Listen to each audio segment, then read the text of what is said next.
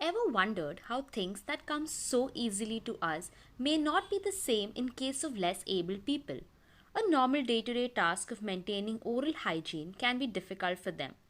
Let's take a look at how to maintain oral health and hygiene in differently abled people. Level of caregiver support.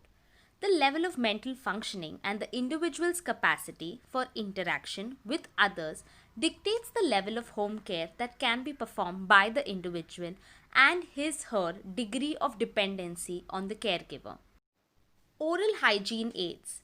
When deciding on the appropriate devices to be tried, the following issues should be considered: ability of the individual or caregiver performing daily oral hygiene, time constraints placed on staff or caregiver, level of person's cooperation, physical and environmental conditions where oral care is provided, and degree of parent involvement. Toothbrush. The choice of a toothbrush for person with disabilities is often the same as for the general population. Usually a soft nylon bristle, rounded end, multi-tufted brush with a long strong neck is the preferred choice. Brushes with longer handles facilitate reaching the posterior teeth.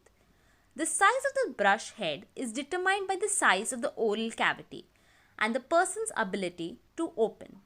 As with any individual, the proper application of the toothbrush is far more important than the toothbrush choice. Toothbrush modifications. The most common tool for effective mechanical control of dental plaque is a toothbrush, but the presence of physical and or cognitive abilities can create difficulties both in holding and manipulating a toothbrush. Grasp. For people who cannot grasp and hold, the objective is to fasten the brush handle to the hand.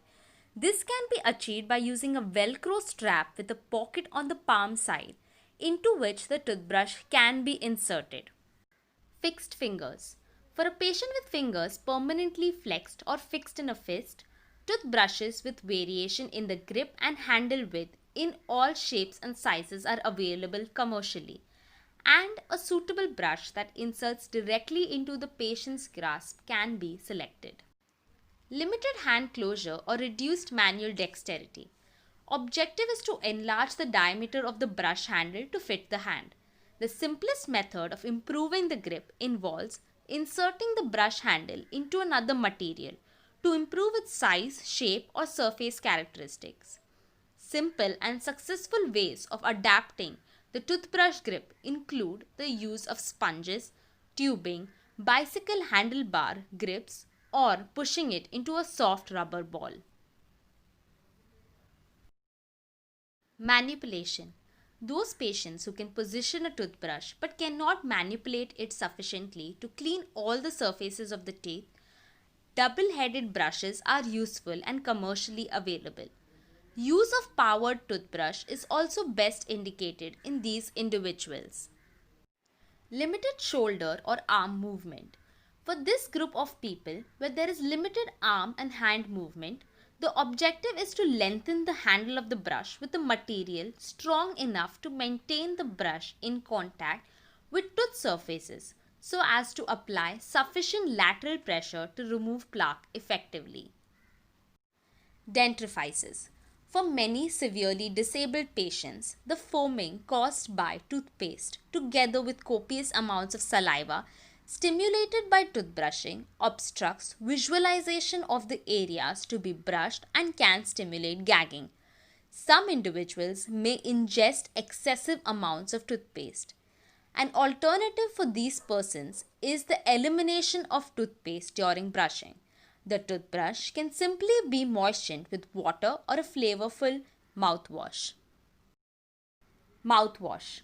The use of antimicrobial agents, especially chlorhexidine mouth rinse, has been proven effective in reducing the severity of plaque accumulation and gingivitis. Since the usual method of rinsing and expectorating is difficult for the person with severe disabilities, alternative methods such as a spray or application by swab is often indicated. The use of other antimicrobial agents may also be indicated. These include Listerine mouthwash, stannous fluoride gels and mouthwashes, povidone iodine, which is nothing but betadine, mouthwashes, sanguinarine products, and similar mouthwashes have proven effective anti-plaque agents, are cheaper than chlorhexidine, and do not cause problems with staining and taste alteration. They do, however, contain alcohol and should be used with caution in patients who may swallow them. Thank you.